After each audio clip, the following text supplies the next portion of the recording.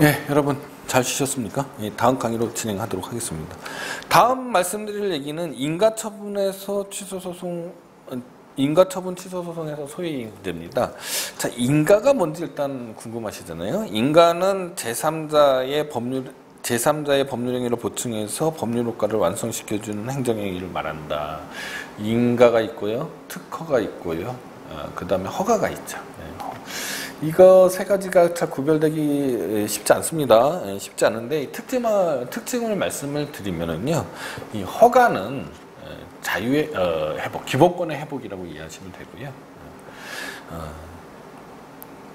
그러니까 특허는요, 권리의 설정이라고 물론 뭐 다른 것도 있습니다만은 일단 주로 문제가 되는 게 권리의 설정 문제니까 그렇게 이해하시면 되고, 인가는 보충행위다. 그러니까 어떠한 사법적인 행위가 그 자체로만 효력을 발생하는 게 아니고요. 인가처분이 가미가 되어야지, 보충되어야지 효력을 발생한다. 또는 어떤 공법행위도 인가의 대상은 됩니다. 그런 거를 인가처분이라고 합니다. 인가처분의 대상은 주로 이제 사법행위인데요. 공법행위도 경우에 따라서는 인가처분이 대상이 된다. 이렇게 이해해 주시기 바랍니다. 조금 더 구체적으로 설명을 하면요. 자, 의료법인 있잖아요. 또는 뭐 사립학교법인도 마찬가지입니다. 의료법인의 이사입니다. 이사. 자, 의료법인의 이사는 뭐 이사의 결의에서 이사로 승인하면은 보통의 경우에는 그냥 이사가 되는 거잖아요. 근데 의료법인이나 뭐 학교법인의 경우에, 사립학교 법인의 경우에는 매우 공익적으로 중요하지 않습니까? 그래서 아무나 이사가 되면은 안 되겠죠. 안 되기 때문에 뭐 보건복지부 장관의 승인, 때문에 승인이 필요하다라고 하면은, 자, 이사회의 결의만으로 이사가 되는 게 아니고요. 보통의 경우에는 이사의 결의만으로 이사가 되지 않습니까? 근데 이 경우에는 보건복지부 장관의 승인 처분이 있어야지, 이 자체로만 이사가 되는 게 아니고요. 승인 처분이 가미돼야지, 보충되어야지 이사가 비로소 취하는 거죠. 그래서 이 승인 처분은 우리가 이제 강학상 인가라고 설명합니다. 인가. 자, 인가는 보건복지부 장관이 의료법인에 대한 인가 처분이 되는 거고요. 자, 이거는 이제 사법상의 법률 관계겠죠. 이사결의 무효란 말입니다. 자, 어떠한 이사가 예컨대 뭐 정족수를 미달했는데 이사 결의를 해서 보건복지부 장관이 그를 간과하고서 승인 처분을 했다라고 가정을 하자고요. 참 이런 경우가 실제로 있을지는 잘 모르겠습니다. 여러분들의 강의를 위해서 제가 그냥 만들어낸 그런 간단한 케이스인데요. 자, 그러면은 우리가 생각하기에 이 사람이 이사침을 저지할 수 있는 소송법적인 어떤 방법은 두 가지를 생각할 수 있죠. 하나는 뭐냐? 이사결의 무효 확인 소송을 제기하는 거죠. 무효 확인 소송을 뭐 민사소송으로 제기할 수도 있겠고, 그죠? 무효 확인 소송을 제기하거나, 아니면은 보건복지부 장관을 상대로 이 인가처분 취소 소송을 제기할 수도 있죠. 자, 우리가 이 행위를 기본행위라고 그러고요. 인가의 대상이 되는 행위를 기본행위라고 합니다. 요거는 인가처분이죠. 그죠? 인가처분과 기본행위 사이의 관계를 말하는 거죠. 인가처분과 기본행위 사이에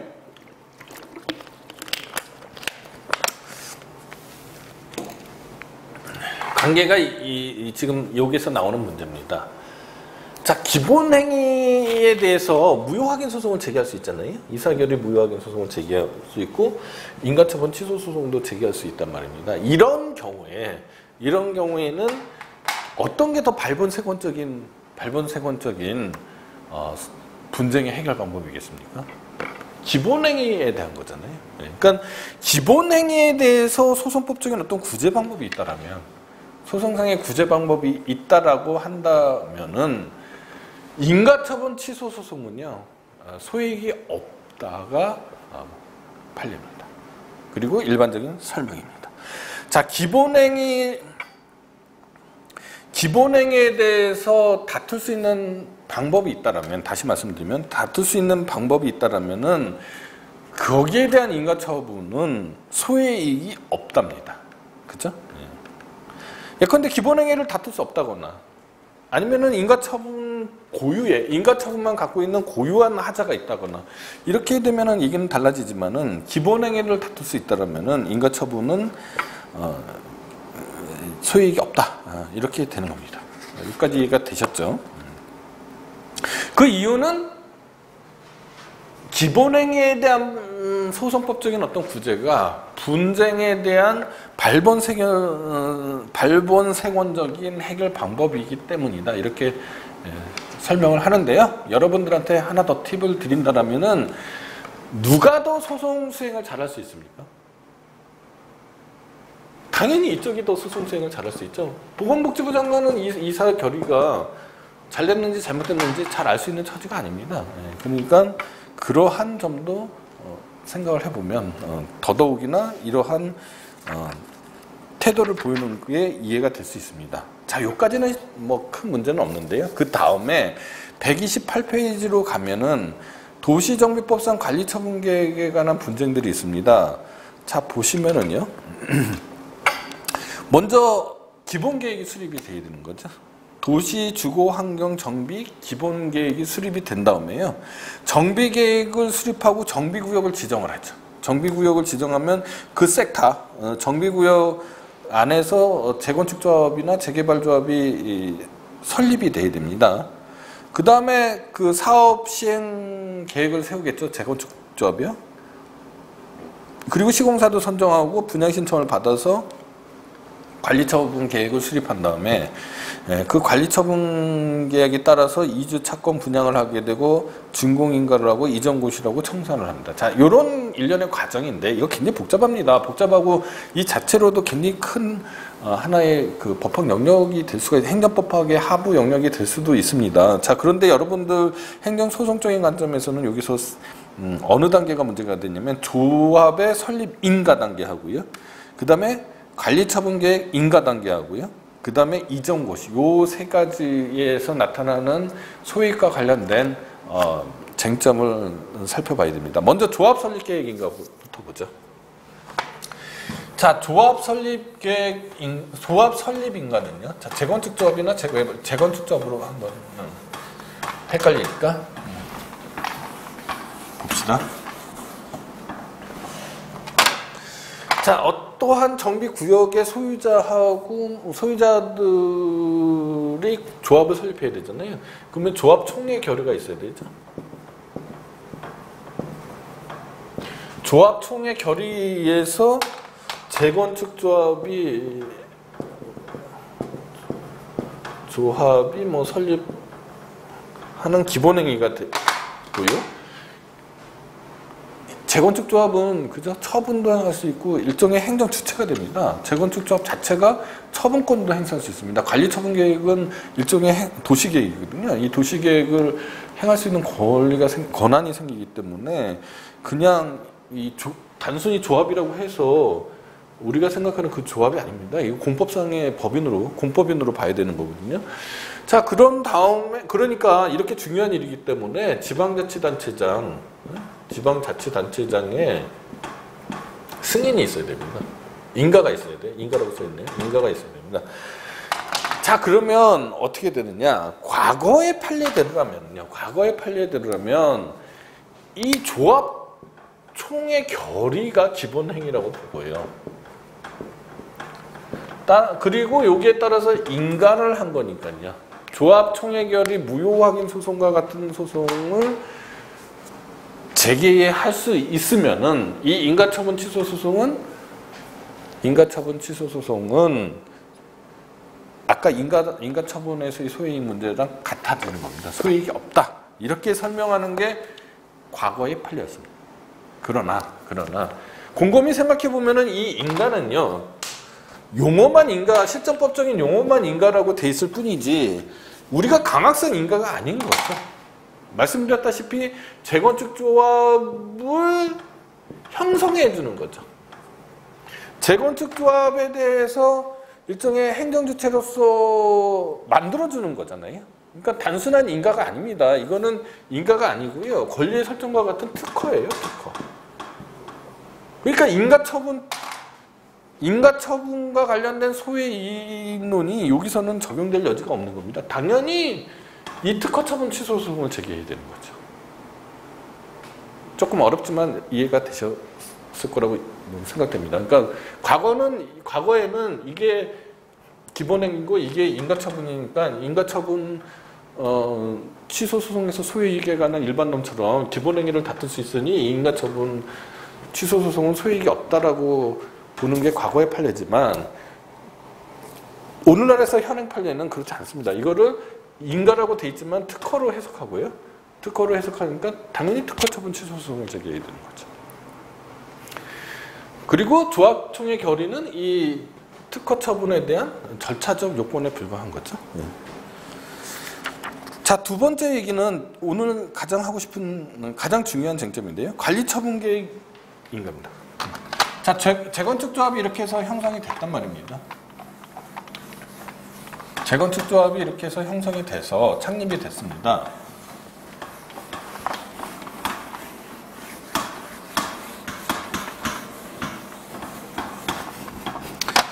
재건축 조합이 창립이 됐습니다. 재건축 조합이 이제 그 정비 계획에 따라서 자기들이 이제 도시 계획을 짜는 거잖아요. 그 도시 계획을 짜는 게 관리 처분 계획이란 말입니다. 재건축 조합이 관리 처분 계획을 짰죠. 이거 자체로도 처분이죠. 이거 자체로도 처분이지만 재건축 조합은 그러니까 아까도 얘기했듯이 공법인이라고 이 조합하고 관계없습니다. 공법 용어하고 관계없이 공법인이라고 생각하셔야 됩니다. 공법인이지만 비록 공법인이지만 이 공법인이 관리 처분 계획을 세웠지만 이게 굉장히 중요한 공익적인 처분이지 않습니까? 그래서 지방자치단체장이 단체장의 인가가 필요합니다. 인가가 필요합니다. 자, 이 인가는 그야말로 인가인데, 자, 이 관리처분 계획을 하기 위해서는 재건축 조합의 요건이요. 조합원의 결의가 있어야 돼요. 조합원의 결의를 통해서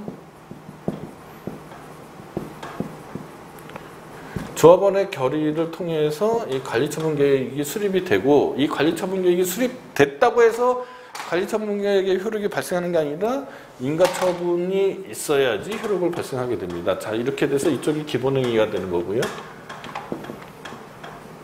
이쪽이 이제 인가처분이 되는데, 자, 인가처분의 대상이 뭐냐는 거죠. 뭘 인가한 건가요? 관리처분 계획을 인가한 건가요? 수립된 관리처분 계획을 인가한 건가요? 아니면은 조합원의 결의를 인가한 건가요? 이게 쟁점이 되는 거죠. 과거의 판례는 조합원 결의를 인가한 거다라고 해석을 했습니다. 그러면 어떻게 됐나요? 인가처분에 있어서의 인가의 대상이 조합원 결의니까 조합원 결의 무효 확인 소송을 민사소송으로 제기해서 처리하라는 게 과거의 대법원 판례였습니다. 그렇지만 새로운 판례는 그게 아니죠. 자, 이 그러니까 과거 판례대로라면은 재건축 조합을 상대로 조합원 결의 무효 확인 소송을 제기해야 되겠지만 지금 판례대로라면 이 인가의 대상은요, 관리처분 계획이죠. 이것도 처분이잖아요. 관리처분 계획입니다.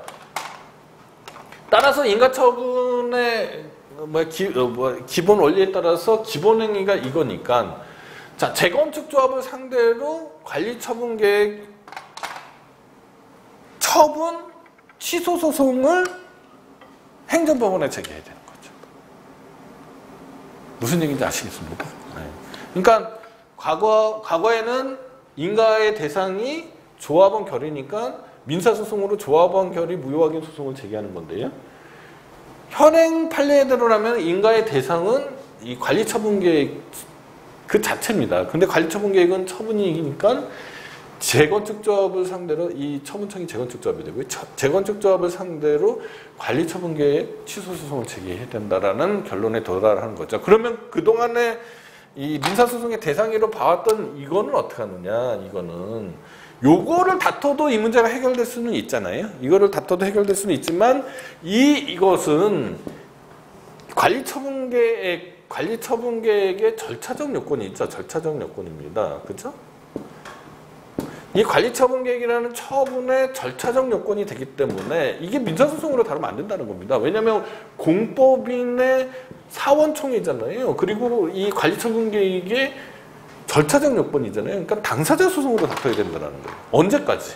이 관리처분계획의 인가처분이 고시된 때까지, 효력이 발생한 때까지, 그때까지는 다툴 수 있습니다. 그러니까 원칙적인 모습은 이게 아니라는 얘기죠. 원칙적으로는 이거를 다투는 거고요. 요거를 다툰다라면은, 굳이 다툰다라면 민사소송이 아니라 당사자 소송으로 다퉈야 되고, 인가처분이 고시되기 전까지 소를 제기해야 된다라는 얘기입니다. 그 다음에 이제 세 번째 쟁점이요. 이전고시잖아요. 자, 이전고시가, 이건 앞에서 이미 설명을 했습니다. 이전고시가 되면, 그죠? 더 이상은 이제 설령 어떤 이 절차에 위법이 있다고 하더라도, 이 재건축 절차에 어떤 위법이 있었다고 하더라도 더 이상은 다툴 수가 없게 되는 거죠. 만약에 다툴 수 있어서 승소한다고 하더라도 처음부터 다시 관리처분 계획을 세워가지고 정비 계획을 세워가지고 이렇게 할 수는 없지 않습니까? 그러니까 거기서 이제 종결이 된다고 보는 거죠. 그래서 도시정비법상 이전고시까지 효력을 발생한 다음에는요, 조합원 등이 관리처분 계획에 관한 항고소송을 제기할 수 없다, 소익이 없다 라는 것이 세 번째 쟁점으로 여러분들이 좀 알아두셔야 될 것 같습니다. 그 다음에 재결 취소 소송에서의 소익에 관한 겁니다. 요거는 뭐냐면은 지난번에도 한번 잠깐 설명해 드린 적이 있을 텐데 다시 한번 간단하게 설명을 해드리면은요.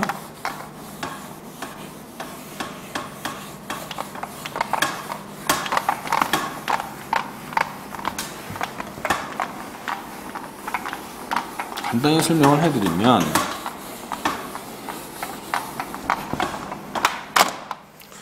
자, 어떤 처분에 대해서요? 어떤 처분에 대해서 지금 불복할 수 있는 경로가 두 가지가 있지 않습니까? 하나는 바로 항고소송을 제기할 수도 있고요. 그렇죠?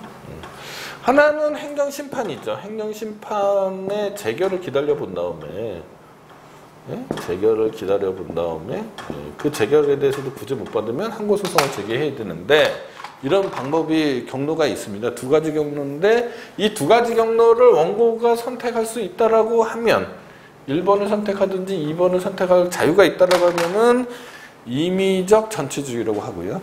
여기서 전치는 행정심판의 전치인 거죠. 만약에 반드시 2번으로 해야 된다라고 하면은 필요적 전치라고 설명했는데, 우리 행정소송법의 기본 원칙은 원고가 선택할 수 있다, 자유롭게 선택할 수 있다, 원고에게 자유가 있다, 선택의 자유가 있다라고 보는 임의적 전치주의가 원칙입니다. 그러나 개별법 중에서는, 개별법에는 필요적 전치주의를 취하는 경우도 있기는 있습니다. 자, 두 번째 쟁점은 뭐냐? 자, 이 항고소송을 재결을 거쳐서 항고소송을 제기했다라고 하면은 이 항고소송의 대상이 이거냐 아니면은 이거냐죠. 만약에 두 개 다라고 하면은 소송 경제가 반하고, 그죠? 재결 취소 소송하고 처분 취소 소송이 동시에 재결됐을 때 이 결론이 달라지면 판결에 모순이 생길 수 있다. 따라서 전 세계적인 입법례는 두 가지로 나눠진다고 그랬지 않습니까? 이거다라고 하는 입법례하고 이거다라고 하는 입법례가 있을 수 있다라고 얘기했고, 자, 이거다라고 하면 이제 원처분주의고요. 이거다라고 하면 재결주의라고 이제 이름을 붙일 수 있는데, 우리나라 행정소송법의 경우에는 원처분주의를 채택하고 있다. 이렇게 제가 설명을 했었습니다. 다만 원처분주의를 채택하고 있다고 하더라도요, 이 재결에 대한 소송을 제기 못하는 건 아닙니다. 원천적으로 봉쇄되는 게 아닙니다. 왜냐하면은 원처분에 있지 않는 재결만의 하자가 있을 수도 있지 않습니까? 예컨대 뭐 재결 정족수를 못 쳤다. 행정심판위원회가 정족수를 못 쳤는데 한 재결이 있다. 그러면 이건 처분과 전혀 관계없는 재결이잖아요.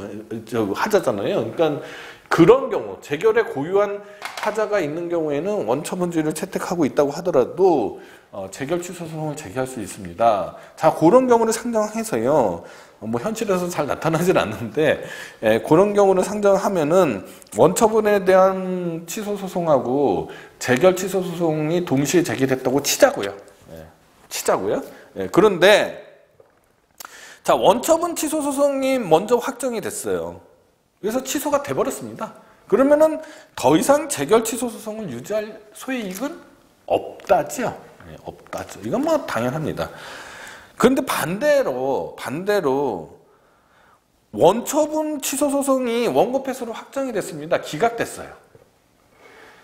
그러면은 재결 취소 소송도 더 이상 소이익이 없는 거냐는 것은 조금 생각해 볼 바가 있습니다. 왜냐면은 자, 재결이 처분 취소 소송에서 원고가 이기면은 다시 행정심판위원회는 다시 행정심판을 해야 되는 거지 않습니까? 근데 항고소송에서 처분 심사 대상은 처분의 위법성만 심사할 수 있지만 행정심판에서는 위법성에다가요 부당성도 심사할 수 있습니다. 처분의 부당성도. 그러니까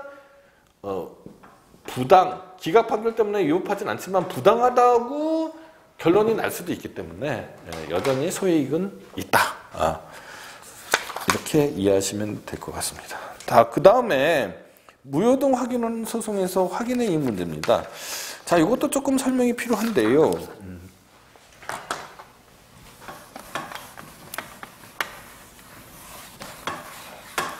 조금 생각할 거리가 있습니다.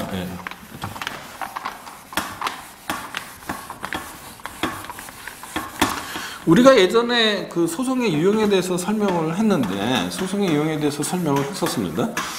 그때 확인소송하고 이제 이행소송, 형용소송의 관계에 대해서 설명했는데, 소송의 가장 기본은 확인소송이라고 제가 말씀을 드렸잖아요. 확인소송이라고 말씀을 드렸습니다. 근데 이 민사소송에서, 그죠? 민사소송에서의 기본 원칙은 이행소송이 가능하면 확인소송은 소이익이 없다. 확인의 이익이 없기 때문에 소이익이 없다. 이렇게 설명하는 게 이른바 확인소송의 보충성이라는 겁니다. 자, 확인소송의 보충성으로 인해서 이행소송이 가능하면 확인소송은 항상 안 된다. 각하돼야 된다. 이렇게 되는 건데 그 이유는 말입니다. 이런 겁니다. 자, A라는 사람, 민사소송에 관한 설명입니다. B라는 사람에게 예컨대 100만 원을 반환받을 권리가 있다고 치자고요. 그러면은 이 A가 B한테 이 100만 원에 관한 법률관계에 관한 소송을 제기했을 때 두 가지 방법이 있을 수 있겠죠. 하나는, 첫 번째는 그냥 여러분들이 생각하는 그 방식입니다. 이행소송으로 B는 A에게 100만 원을 반환하라 라는 청구 취지를 기재한 이행소송을 제기하면 되는 거죠. 두 번째는 뭐가 있을까요? 좀 우스꽝스럽지만, 자, 원고로부터요. 피고가, 원고에게 100만 원을 지급할 의무가 있음을 확인한다. 이렇게 소송을 제기할 수도 있죠. 자, 그런데 이런 관계에 있어서 이거는 소이익이 없다, 확인의 이익이 없다라고 설명합니다. 왜냐? 만약에요, 2번 소송을 제기해서 B는 A에게 100만 원을 지급할 의무가 있음을 확인하는 소송을 제기해서 승소 판결을 받았습니다. 받았는데 이 B가 판결문에 기재된 100만 원을 지급하지 않아요. 자신의 의무가 있다는 게 확인됐음에도 불구하고 100만 원을 지급하지 않습니다. 자, 이렇게 되면은 이 확인 판결을 가지고 강제 집행을 할 수가 없습니다. 왜냐하면 확인 판결에는 집행력이 없죠. 그렇게 되면은 원고는 다시 어쩔 수 없이, 그죠? 다시 이행소송을 제기할 수밖에 없죠. 따라서 이는 이 분쟁을 해결할 수 있는 발본색원적인 방법이 되지 않고요. 뭐라 그럴까요? 반부세무적인 방법이 되지 않고 경우에 따라서는 무용한 판결이 될 수가 있습니다. 따라서 이행 소송이 가능하면 확인 소송은 확인의 이익이 없다라고 설명하는 게 이제 민사소송법적인 설명입니다. 자, 그러면은 그런 기본 지식을 가지고요. 행정소송, 항고소송에 관해서는 어떻게 되는지 일단 살펴보도록 하겠습니다. 자, 성북구청장이요. 성북세무서장이요. 세무서장이 어떤 A에 대해서요. 과세처분 100만 원을 했다고 가정을 하자고요. 과세처분 100만 원을 했는데 이 과세처분이요. 취소 사유가 있을 수가 있고요. 그죠? 무효 사유가 있을 수가 있죠. 무효 사유가 있을 수 있고 취소 사유가 있을 수 있습니다. 자, 뭐 그렇게 가정을 하는 거죠. 가정을 하면은 가능한 소송 방법, 뭐 소액이 있니 없니 이런 거 따지지 말고요. 가능한 소송 방법이 뭐가 있느냐. 자, 100만 원을 지급했겠죠. 100만 원을 지급했습니다. A는 과세처분에 따라서 100만 원을 지급하지 않으면은 안 할래 안 할 수가 없는 거죠. 왜냐하면 성북세무서장이 자기 집행력에 의해서 바로 강제징수에 들어갑니다. 이게 민사관계하고 다른 문제죠. 민사관계에서는 이 소송을 통해서 타자 집행을 해야 되잖아요. 근데 행정법 관계에서는 바로 하명에 대해서 이행을 하지 않으면은 자기 집행을 할 수 있습니다. 이걸 집행력이라고 말씀을 드린 적이 있습니다. 자, 그러면은 자, 무효 사유인 경우에는 자, 소송이 적법하냐 부적법하냐 이것 다 떠나서 한번 생각해 보죠. 무효 사유가 있으면 항고소송으로 무효 확인 소송이 있겠죠. 그렇죠? 그 다음에 민사소송으로 부당이득하는 소송이 있을 수 있죠.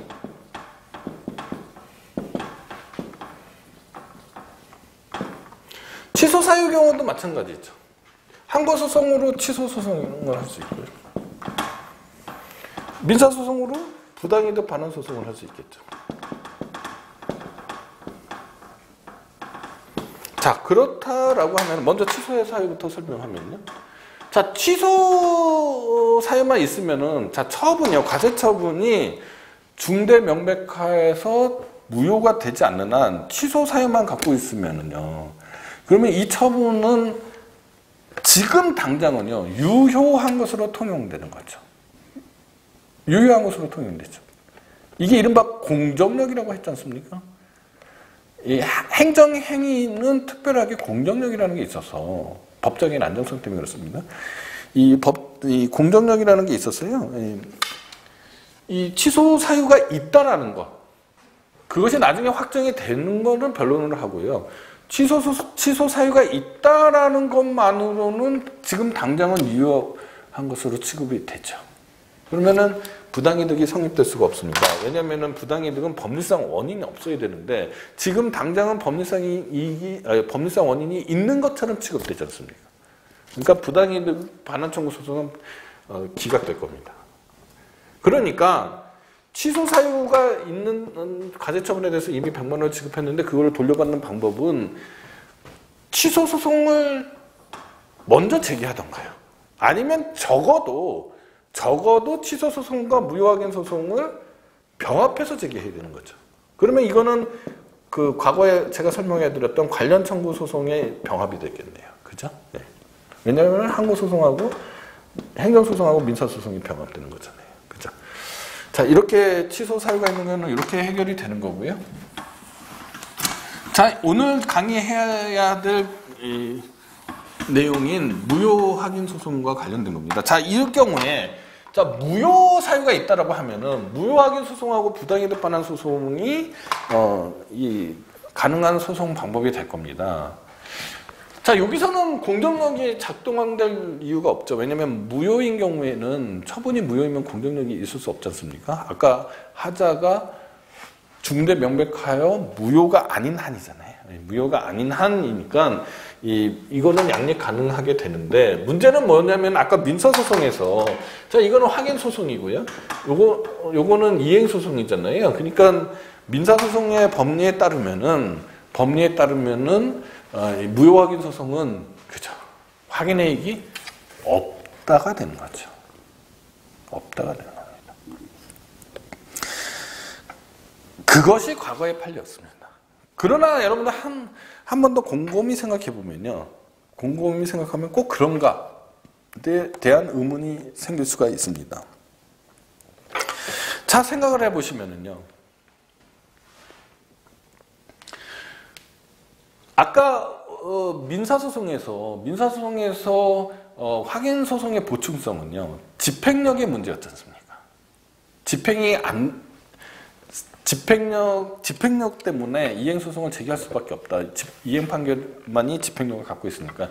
그렇기 때문에 확인의 보충성, 확인소송의 보충성이 인정되는 것이다라고 설명했는데, 행정소송에서는요, 자, 무효확인소송에서 승소를 한단 말입니다. 승소를 한다, 해서 확정이 됐습니다. 그런데 성북 세무서장이나 국가가요, 저 100만 원을 돌려주지 않는다? 라고 상상하기 굉장히 곤란하죠. 설령 그런 상상하기 어려운 일이 발생한다고 하더라도 행정소송법에는요, 기속력이라는 제도가 있고요. 그 다음에 간접강제라는 제도가 있습니다. 그래가지고 이 성북 세무서장이 판결의 취지에 따라서 행동할 의무가 있습니다. 재처분 의무가 있고 판결의 취지에 따라서 행동할 의무가 생깁니다. 따라서 비록 무효확인 판결에 집행력은 없다 손치더라도 민사소송에서처럼 이 집행이 확보되지 않을 염려는 없는 거죠. 그리고 이 행정소송과 민사소송의 이 구조적인 차이도 생각해 볼 여지가 있습니다. 그래서 판례가 변경이 돼서 무효 확인 소송하고 부당이득 반환 소송은 양립 가능한 것이다 라는 게 현행 판례입니다. 제가 생각하기에는 그냥 그것도 뭐 답이 되긴 하겠지만, 이 부당이득 반환 소송을요, 공포상 부당이득 반환 소송을 저는 당사자 소송으로 해석하거든요. 학살의 상당수도 당사자 소송으로 해석을 합니다. 이렇게 되면은 이게 문제가 이게 이렇게 해도 해결이 되는데 말입니다. 왜냐면 이걸 민사소송으로 해석하는 바람에 판례가요, 이 민사소송하고 이게 항고소송 사이에 이게 청구 변경이라든지 소변경이라든지 이게 여의치가 않기 때문에 자꾸 문제가 생기는데요. 만약에 당사자 소송이라고 본다라고 하면은 굳이 저렇게 확인 소송의 보충성을 부인하지 않더라도 해결할 수 있는 방법들이 있을 거라고 생각은 드는데, 어쨌거나 판례는 변경이 돼서 진일보한 판례죠. 무효 확인 소송하고 부당이득 반환 소송, 확인 소송의 보충성은 행정 소송에는 적용되지 않는다라는 게 이제 현행 판례가 되겠습니다. 자, 그다음에 이제 피고 적격에 관한 말씀을 드리도록 하겠습니다. 자, 행정소송법 13조 제1항에는요. 취소 소송은 다른 법률에 특별한 규정이 있는 한 그 처분 등을 행한 행정청을 피고로 한다. 이미 당사자 능력에서 제가 설명을 많이 했습니다. 그죠? 많이 해서 이 소송법적인 관점에서 보면은 상당히 한 넌센스다. 이런 말씀을 드렸습니다. 행정소송법의 법률에 규정이 있기 때문에 권리 능력을 가지지 않은 행정청이 당사자 능력을 갖는 것이다. 라는 설명을 했습니다. 그죠? 자, 행정청이 당사자 피고 능력을 갖는 거고요. 피고 적격은 처분을 행한 행정청인 거죠. 행정청이 피고 능력을 갖는 거고, 당사자 능력으로서의 피고 능력을 갖는 거고요. 더 나아가서 피고 적격은 처분을 행한 행정청이죠. 처분 명의인 행정청이 되는 것입니다. 자, 먼저 행정청의 의미는, 그죠? 이거는 행정자견법적 관점에서의 행정청입니다.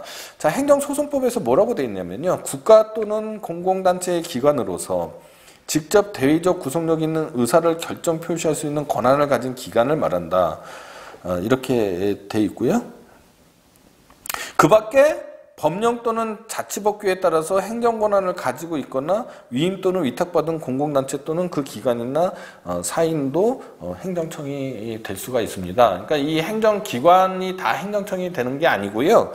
행정기관 중에서 국가나 공공단체라는 행정주체의 의사를 결정하고 대외적으로 공표할 수 있는 권한을 가진 그런 기관을 특별히 행정청이라고 하는 거고요. 이 행정청은 이 조직법상 개념이 아니라 작용법상 개념이기 때문에요. 실질적으로 파악해서 그 처분을 해갈 그 국가나 지방자치대 그 직이나 뭐죠 이 명칭과 관계없이요. 국가나 공공단체의 기관으로서 직접 대외적 구속력 있는 의사를 결정하고 표시할 수 있는 기관이면 행정청이 되는 겁니다.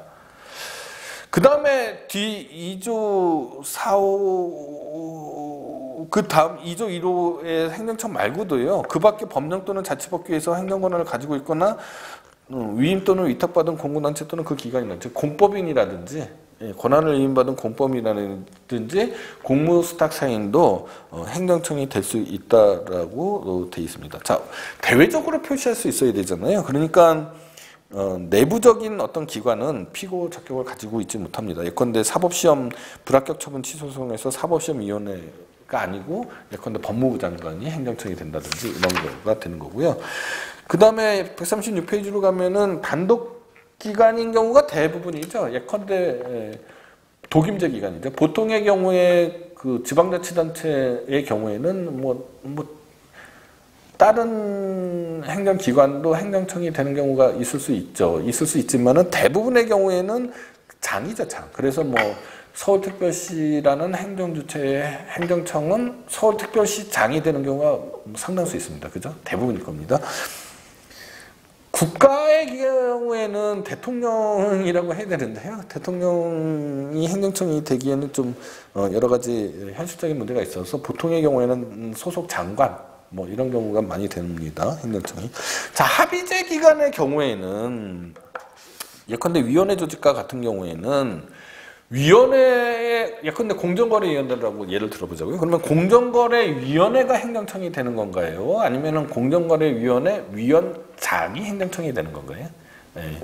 공정거래위원회가 행정청이 되는 거죠. 왜냐하면 공정거래위원회의 의결에 의해서 어떤 처분이 이루어지는 거지 공정거래위원회 위원장이 처분을 하는 건 아니잖아요. 위원장은 위원 중에 한 명이거나 아니면 그렇게 되는 거잖아요. 예, 그러니까 위원회가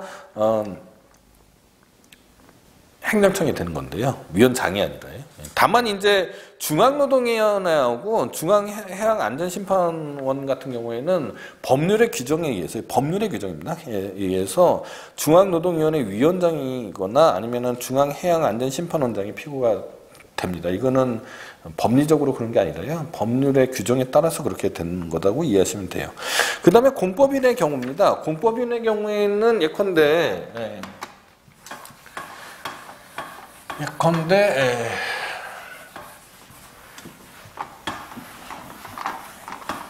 보건복지부 장관의 권한 중에 일부를 보건복지부 장관이죠. 보건복지부 장관입니다. 복지부 장관의 권한 중에서요. 그 건강보험과 관련된 권한을 떼어내서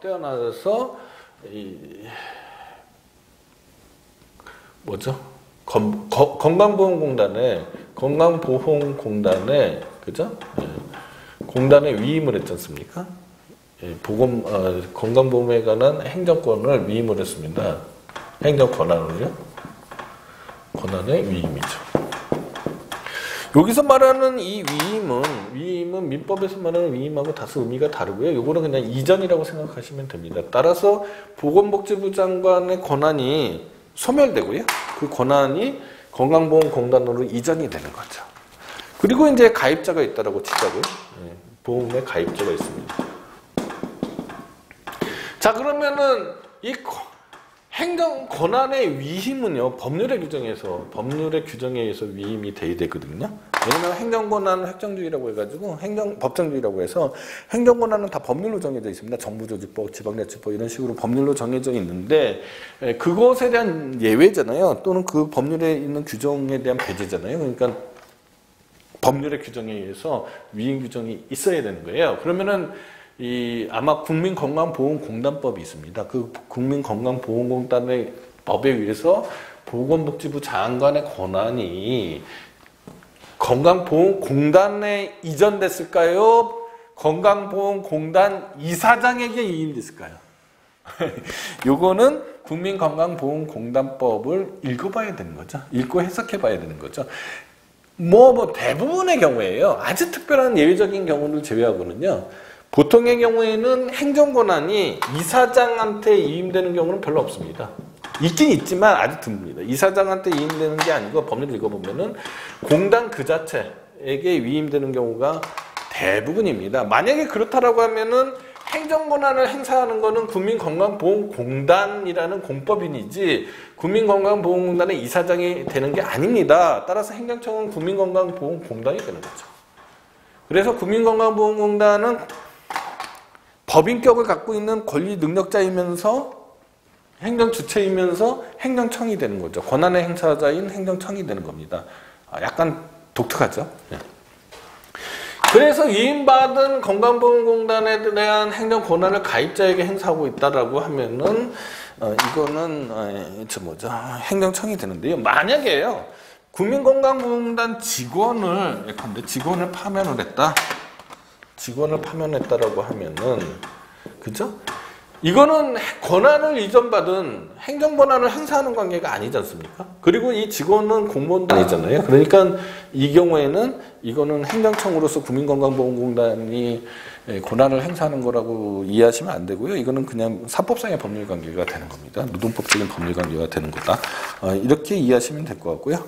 그 다음에 이제 지방의회가 문제예요. 138페이지를 보시면 지방의회인데 이 지방의회가 지방자치단체의 행정기관인 것은 분명합니다. 그러나 지방자치단체를 대표하는 경우의 대부분은 지방자치단체장이 되는 거죠.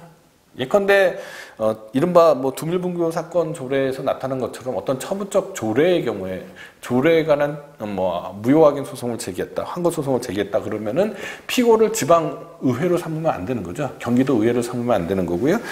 경기도지사를 상대로 해야 됩니다. 다만 지방자치단체장하고 관계없이요 지방의회가 처분청이 되는 경우가 있습니다. 어떤 경우냐? 지방의회 의원에 대해서 징계 의결을 했다든지 아니면은 의장 부신인 결의 등의 취소 확인 소송을 제기하는 경우에는 지방자치단체장하고 전혀 관계가 없지 않습니까? 그 경우에는 지방자치단체장이 지방자치단체를 대표하는 관계가 아니잖아요. 그러니까 지방의회가 피고가 되는 겁니다. 그렇게만 되면은 피고 적격이 있는 게 아니고요. 더 나아가서 처분 등을 행한 행정청이 되잖아요. 처분 등을 행한 행정청. 그러니까 처분 등을 행한 행정청은 외부적으로 자기 이름으로 처분을 한 행정청입니다. 처분명의 행정청이 되는 거죠. 처분 서면에 보면은 잘 나타나 있는 경우가 많죠. 대부분 처분 서면을 보면은 대충 알 수 있게 됩니다. 처분을 행한 행정청이 누구인지. 자, 권한이 있어야 되느냐 없느냐. 정당한 권한이 있어야지 피고 적격이 있다라고 하면은 좀 웃기게 되는 거죠. 그렇게 되면은 안 되죠. 정당한 권한이 있는 거냐 없는 거냐는 거는 이거는 보단에 관한 문제죠. 그래서 주체 하자가 있느냐 없느냐의 문제가 되겠죠. 그죠? 따라서 이 정당한 권한이 있는지 없는지는 처분 명의를 가진 행정청이기만 하면은 처분 등을 행한 행정청이기만 하면 피고 적격이 있는 거고요. 그 행정청이 권한을 가지고 있느냐 없느냐, 정당한 권한을 갖고 있느냐 없느냐는 처분이 위법하냐 아니냐의 문제, 즉 이 본안의 문제다 이렇게 이해하시면 될 것 같습니다. 자, 여기에서 이제 약간 독특한 논리들이 있는데, 쟁점들이 있는데요. 일단 행정권한의 대리의 경우에는 큰 문제는 없습니다. 왜냐면 피대리청이 피고 적격을 갖고 있다라고 생각하면 문제가 없는데요. 이 대리라는 거는 다른 행정기관의 권한을 위임받아서 그 다른 행정청, 대리청의 피대리청을 위하여 현명해서 그 피대리청의 권한을 행사하는 거를 대리라고 하지 않습니까? 그럼 대리의 경우에는 피대리청이 피고가 된다라는 거는 문제가 없어요. 근데 그 다음에 나오는 권한의 위임 문제입니다. 예. 이미 권한의 위임 문제는 방금 전에 조금 설명을 해드렸습니다. 그죠? 자, 국민건강보험공단이 있다고 가정을 하고요. 뭐 이런 경우가 있을까 싶은데, 이런 경우가 있을까 싶은데, 한번 그냥 이해의 편의를 위해서 우스꽝스러운 예를 한번, 현실에서 나타나기 어려운 예를 하나 들겠습니다. 자, 보건복지부 장관의 권한이요. 그죠? 권한이 국민건강보험공단에게 위임됐다. 법률에 의한 위임해야 된다고 얘기했습니다. 위임됐다는 권한이 이전된 거라고 해석해야 된다라고 제가 설명을 드렸습니다. 그러면 이제 더 이상 보건복지부 장관은 국민건강보험에 관한 권한을 가입자를 상대로 할 권한이 상실되는 거죠. 없습니다. 이전됐기 때문에. 그러면 이 국민건강보험공단이 이제 이렇게 권한을 행사해야 되는데요. 예컨대 자, 어떤 가입자가 말입니다. 그 관계에서 보건복지부 장관이 이미 권한이 위임됐음에도 불구하고 이 가입자에게 어떤 처분을 했단 말입니다. 불이익 처분을 했어요. 그러면은 이 가입자는 보건복지부 장관을 상대로 피고로 삼아서 취소 소송을 제기해야 되나요? 아니면 정당한 권한을 가진 건강보험공단을 피고로 삼아서 취소 소송을 제기해야 되나요? 처분을 행한 행정청을 상대로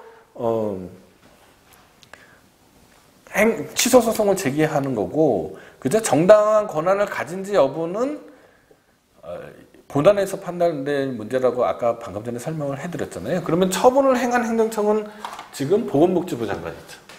그러니까 가입자는 보건복지부 장관을 상대로 이 처분의 취소 소송을 제기하면은 뭐 별다른 일이 없으면은 이미 권한이 상실됐는데도 권한을 행사했으니까 주체하자가 있다고 해서 원고 승소를 하게 되는데요. 만약에 이러한 법리를 잘 이해하지 못하고 이 가입자가 건강보험공단을 상대로 정당한 권한자라고 생각되는 건강보험공단을 상대로 취소 소송을 제기하면은 피고 적격이 없다고 해서 소송 요건을 갖추지 못하게 되는 거죠. 그러면은 이제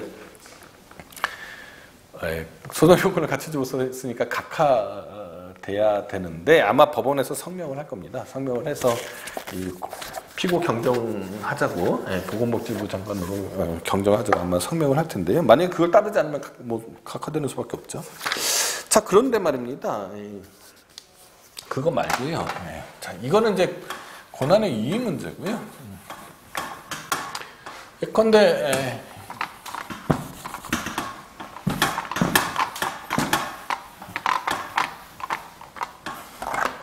자, 서울특별시장이 있습니다. 서울특별시장.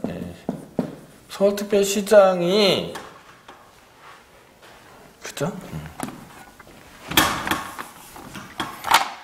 부시장, 일정 정도의 권한을 부시장 또는 뭐 구청장, 성북구청장 에게 내부 위임 또는 전결 할 수가 있죠. 자, 성북구청, 서울특별시장이 이제 너무 권한 많으니까, 일이 많으니까, 업무가 많으니까 그 권한을 분산한다는 의미에서, 그죠?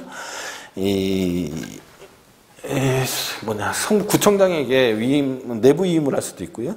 아니면 정걸 규정을 만들어서 부시장에게 전결하게 할 수도 있는 거죠. 있으면은, 그리고 어떤 주민이 있다라고 치자고요.